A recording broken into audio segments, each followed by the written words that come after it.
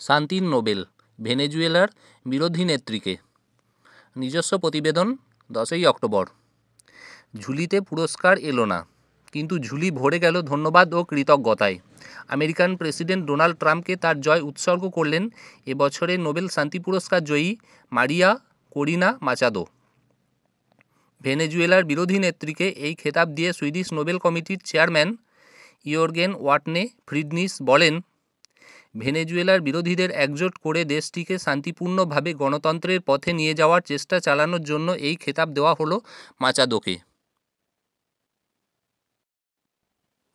গত বছর ভেনেজুয়েলার প্রেসিডেন্ট নির্বাচনে লড়তে দেওয়া হয়নি মাচাদোকে। প্রেসিডেন্ট নিকোলাস মাদুরো সেই নির্বাচনে জয়ী হন, কিন্তু বিরোধীদের দাবি ছিল নির্বাচন আদপেই অবাধ ও শান্তিপূর্ণ হয়নি। গত বছর অগস্ট মাস থেকে গা ঢাকা দিয়ে রয়েছেন মাচাদো। মাদুরোর প্রশাসন একাধিকবার গ্রেপ্তারের হুমকি দিলেও অবশ্য দেশ ছাড়েননি। নোবেল পুরস্কার জেতার খবর পেয়ে মাচাদো বলেন, ভেনেজুয়েলার মানুষের সংগ্রামের স্বীকৃতি এই পুরস্কার, এবং স্বাধীনতার পথে আমাদের যে লড়াই তার পথ আরও সুগম করে দিল এই জয়।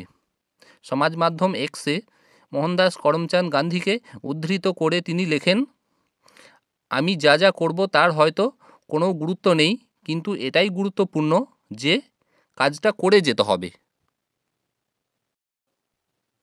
এখানেই না থেমে মাচাদো আরও বলেন, জয় হাসিল করার লক্ষ্যে আমরা প্রায় পৌঁছে গিয়েছি।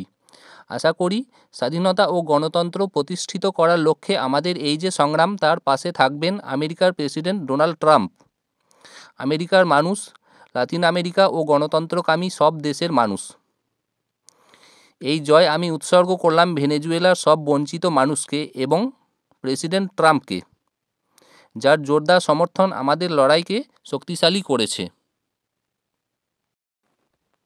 মাচাদো অবশ্য এই প্রথম যে ট্রাম্পের প্রশংসা করলেন তা নয়।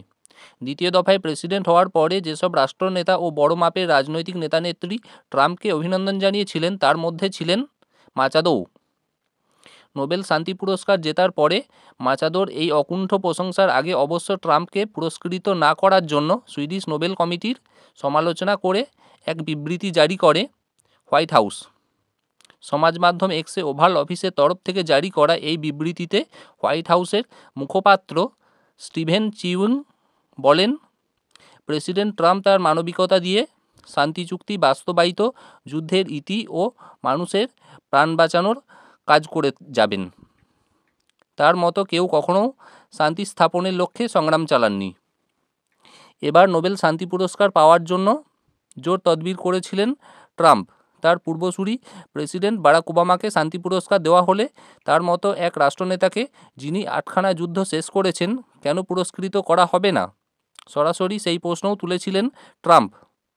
আজ সাংবাদিক বৈঠকে নোবেল কমিটির চেয়ারম্যান বলেন, কমিটির সদস্যরা যখন শান্তি পুরস্কারের জন্য কারো নাম বিবেচনা করেন তখন তারা শুধু অ্যালফ্রেড নোবেলের দেখানো পথেই চলেন এবং একটাই কথা বিবেচনা করেন, তা হলো সাহস। এবছরের নোবেল জয়ী সেই সাহসিকতার পরিচয় দিয়েই এই খেতাব জিতে নিয়েছেন।